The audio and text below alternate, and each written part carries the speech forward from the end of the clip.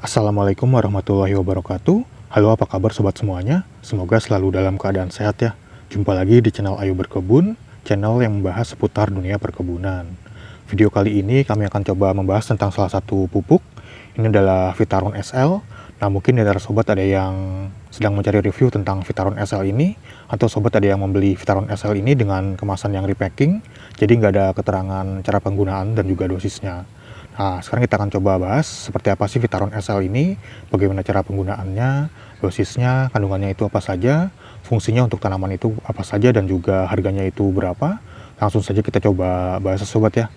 Kita lihat dulu untuk keterangan yang ada di kemasannya ini. Jadi ini adalah Vitaron SL. Nah, jadi maksud dari SL di sini adalah soluble liquid, yang artinya pupuk ini berbentuk cairan pekat yang larut sempurna dalam air, sehingga bisa langsung diaplikasikan dengan penyemprotan atau foliar spray. Bisa juga dengan cara vertigasi dicampur dalam sistem irigasi, atau bisa juga dengan cara dikocor ke tanah. Nah, di sini ada keterangannya. Jadi Vitaron ini adalah suplemen sel tanaman, dan ini adalah silat micronutrients. Nah, di sini ada keterangannya juga. Jadi si Vitaron SL ini memulihkan kondisi sel-sel tanaman setelah terdampak serangan virus, fungi, bakteri, dan cuaca buruk. Nah, kemudian di sini ada keterangan kegunaan atau fungsinya sobat ya. Jadi yang pertama itu memperbarui sel-sel tanaman yang telah rusak karena dampak serangan hama dan penyakit seperti fungi atau jamur, kemudian karena bakteri dan juga virus. Selanjutnya memenuhi kebutuhan unsur mikro pada setiap fase tumbuh tanaman, kemudian sebagai katalisator atau pereaksi atau perubah unsur-unsur hara dari pupuk yang diserap tanaman bersama karbon, hidrogen, dan oksigen menjadi bagian-bagian tubuh tanaman.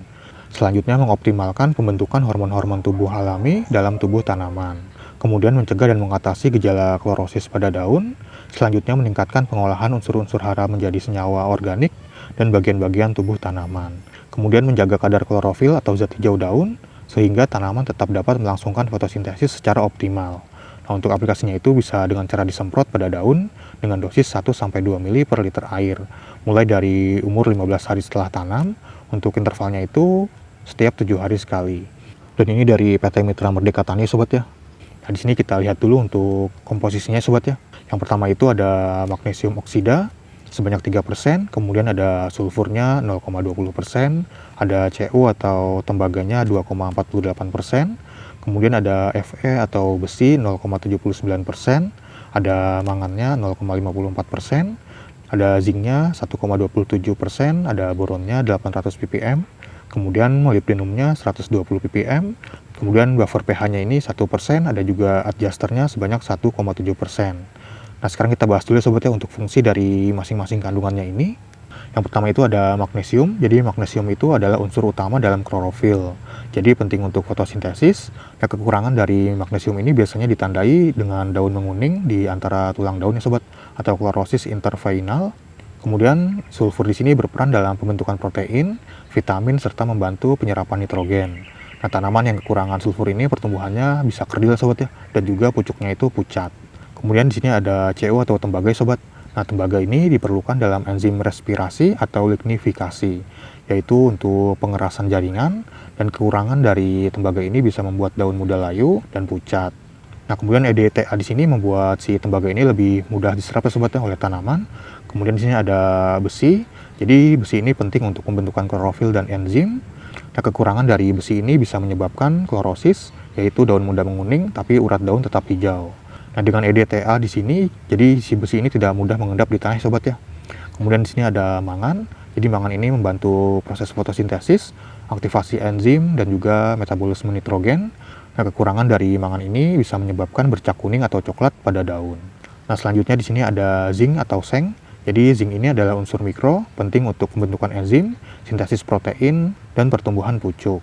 Nah, bentuk dari EDTA di sini berarti zinc ini dikomplekskan dengan sileting agen sehingga lebih stabil dan mudah diserap akar maupun daun. Nah, selanjutnya di sini ada boron. Jadi boron ini diperlukan tanaman untuk pembentukan ujung akar dan pucuk, kemudian untuk pembentukan bunga, polinasi, serta pembentukan buah. Nah, karena di sini kandungannya 800 ppm berarti 800 mg per liter air sobat ya. Kemudian di sini ada molybdenum. Jadi molybdenum di sini berperan dalam proses reduksi nitrat yang penting untuk metabolisme nitrogen. Nah, kekurangan molybdenum di sini bisa membuat daun menguning karena tanaman tidak bisa memanfaatkan nitrogen dengan baik. Kemudian di sini buffer pH-nya itu 1%. Jadi buffer pH ini berfungsi menstabilkan pH larutan pupuk agar tidak terlalu asam atau basa. Nah, ini penting supaya unsur hara tetap tersedia dan tidak mengendap. Selanjutnya di sini ada adjuster. Jadi di sini adalah bahan tambahan sobat ya. Jadi ini adalah bahan tambahan untuk menyesuaikan formula, bisa berupa pelarut, pengikat, atau pengatur lainnya, agar pupuk lebih stabil dan mudah diaplikasikan.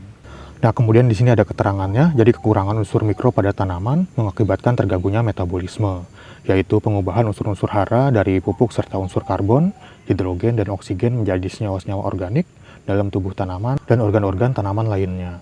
Gejala yang tampak adalah klorosis daun, terhambatnya pembentukan titik tumbuh baru seperti pada tunas, ujung akar, cabang, atau anakan. Dan juga pada organ reproduktif seperti bunga dan juga buah. Nah, kekurangan unsur mikro ini juga menghambat pemulihan sel-sel tanaman setelah terdampak oleh serangan penyakit yang diakibatkan oleh fungi atau jamur, kemudian juga bakteri dan juga virus, serta dampak cuaca buruk.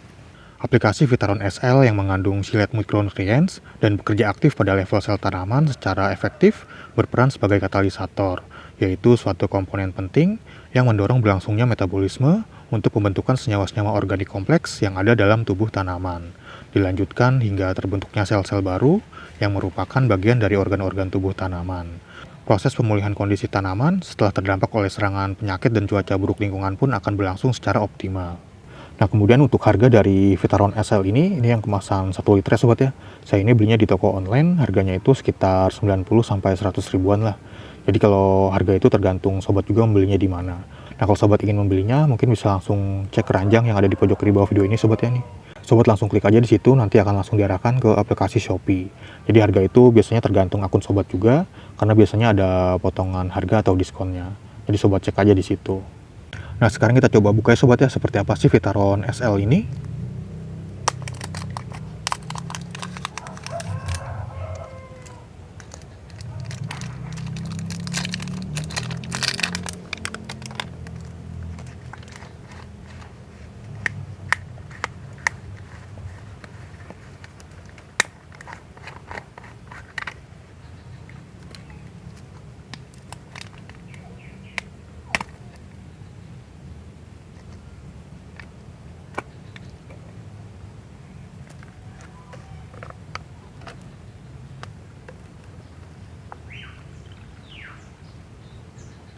Nah, dia berwarna kehitaman seperti ini sobat ya nih.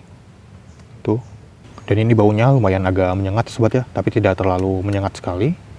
Dan ini cairannya itu encer ya sobat ya, tidak kental dia. Dan juga hitamnya ini tidak hitam pekat, tapi kalau sedikit itu kelihatannya seperti agak kecoklatan sobat ini. Tuh, seperti agak kecoklatan. Kalau sedikit, tapi kalau banyak itu dia hitam seperti ini tuh. Nah, sekarang kita coba takar sobat ya, tutup botolnya itu volumenya berapa mili. Jadi nantinya si tutup botolnya ini bisa sobat gunakan sebagai takaran.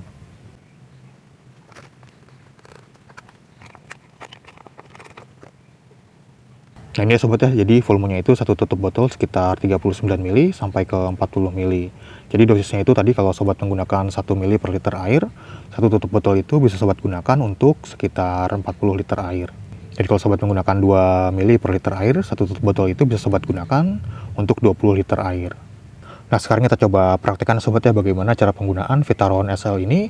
Jadi di sini ada galon dengan kapasitas air sekitar 15 liter. Jadi kita gunakan dosis sekitar setengah tutup botol aja atau sekitar 20 mili aja. Nah, selanjutnya bisa kita aduk ya sobat ya.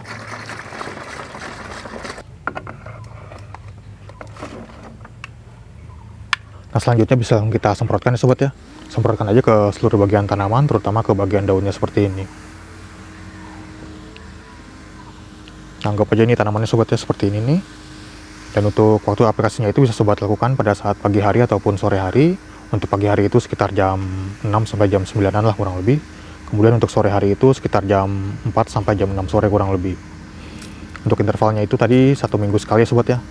Nah, seperti ini, kalau musim hujan itu bisa sobat tambahkan zat perekat supaya tidak tercuci oleh air hujan si pupuknya itu tadi.